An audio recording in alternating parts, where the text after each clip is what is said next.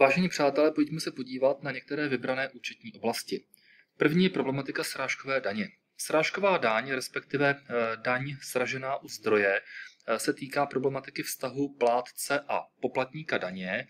To znamená, pokud z hlediska daně z příjmů je plátce povinen na vlastní odpovědnost daň správně vypočítat, srazit a odvést správci daně řádně a včas, tak tímto představitelem plátce je například zaměstnavatel a poplatníkem je zaměstnanec.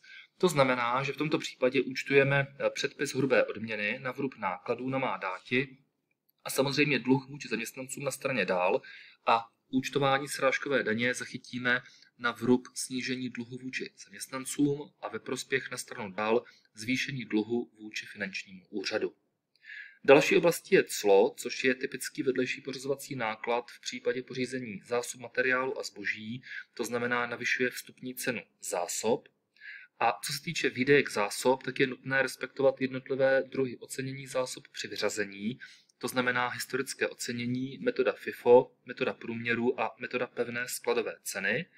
A poté řešíme, jakým způsobem zaúčtovat, to znamená většinou zpravidla na vrub na má dáti nákladů a použijeme ten nákladový účet, který odpovídá na otázku, proč zásoby vyřazujeme.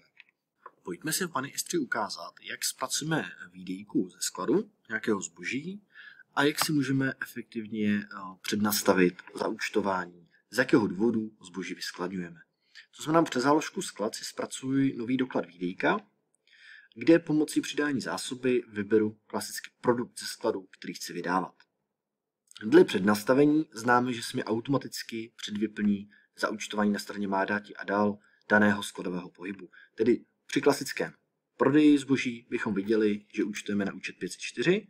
Pokud však chceme mít výdejku za jiným účelem a mít tedy jiné účtování, můžeme si efektivně vytvořit, přednastavit typy skladového dokladu výdejka a uvnitř typu dokladu nastavit přednastavené zaúčtování. To znamená, já zde mám příkladově dva typy dokladů. Mám zde typ dokladu výdejky dar, kde mám v záložce zaúčtování přednastavený účet 543 a v druhém typu dokladu manka mám přednastavený zaúčtování na účet 549.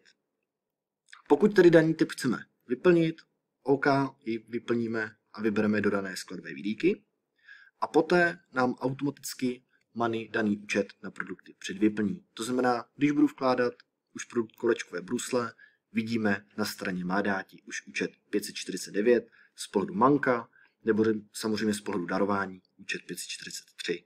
A daný účet se následně zaúčtuje do účetního deníku.